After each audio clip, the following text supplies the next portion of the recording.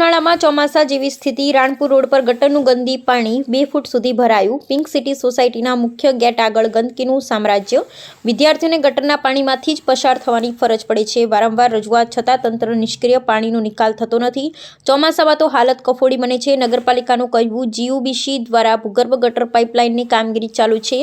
Pink city વિસ્તારમાંથી line જોડી અને તેનો નિકાલ કરાશે। સોસાયટીઓ વધુ બની ગઈ હોવાથી પાણીનો નિકાલ હાલ તો કરવો મુશ્કેલ બની ગયો છે। કામ શરૂ થશે એટલે પાઇપલાઇન દ્વારા પાણી નિકાલ કાયમી ધોરણે લેવાશે। રહેવાસીઓમાં રોષ ઉગ્ર આંદોલનની ચેતવણી। નગરપાલિકામાં કાયમી ઉકેલ લાવશે કે નહીં? અહેવાલ Jayantibhai Thakkar, news 16 Gujarati. Pink city વિસ્તારમાં ભૂગર્ભ ગટર થયેલ છે, પરંતુ ત્યાં સોસાયટીઓ ખૂબ જ બની ગયેલ હોવાથી પાણીનો જલ્દીથી નિકાલ ન થાય, તેથી નવો ફેઝ જે જીયુડીસી દ્વારા ભૂગર્ભ ગટરની કામગીરી કરવામાં આવી રહેલ છે તેમાં આનું આયોજન હાલ કરવામાં આવેલ છે અને આ ફેઝની અંદર એની કામગીરી ચાલુ પણ કરવામાં આવેલ છે।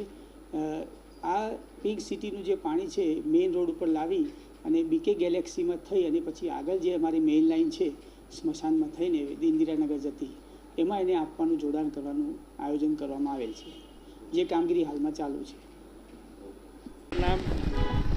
હું પિંક સિટીમાં રહું છું। મારું નામ છે ઉર્વિક મેવાડા।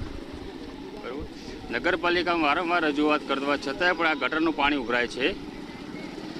પાણી ઉભરાતા અમે કેટલી વાર નગરપાલિકામાં જઈ અને રજૂઆત કરેલી છે, પણ રજૂઆત કરવા છતાં નગરપાલિકાના માણસો આવે છે, અહીંયા કામ કરે છે, થોડું કામ કરે છે, બાકી કામ અધૂરું મૂકીને જતા રહે છે। વારંવાર રજૂઆત કરવા છતાં પણ આ કામ મારું આ રીત છે અને લોકોને અહીંયા ચાલતું આવવું પડે છે। ગટરના પાણીમાંથી આવવું પડે, બીજો કોઈ રસ્તો નથી અને પાણી જવા માટે બીજો પણ કોઈ નિકાલ થયા એમ નથી અત્યારે।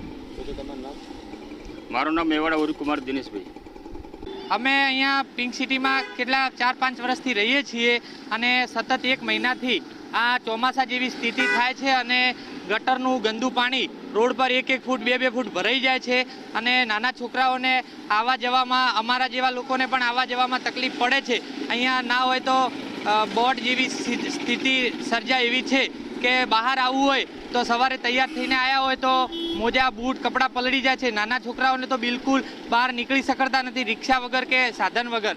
અને આની રજૂઆત અમે નગરપાલિકામાં છેલ્લા 1 મહિનાથી જઈને આવ્યા છે રૂબરૂ, પણ આની કોઈ અમારી સાંભળતું નથી। ન છૂટકે અમારે પિંક સિટીના સભ્યોએ ભેગા થઈને મોટું આંદોલન કરવું પડે અને આના કારણે નગરપાલિકાને પણ થોડું વિચારવું પડે કે જે અમને અહીંયા તકલીફ પડે છે અને એના કારણે લોકો બહુ હેરાન થાય છે, તો નગરપાલિકાએ તાત્કાલિક આનું સોલ્યુશન લાવવું જોઈએ। અને અહીંયા મારું નામ છે હિતેશ કુમાર રમેશભાઈ સુથાર।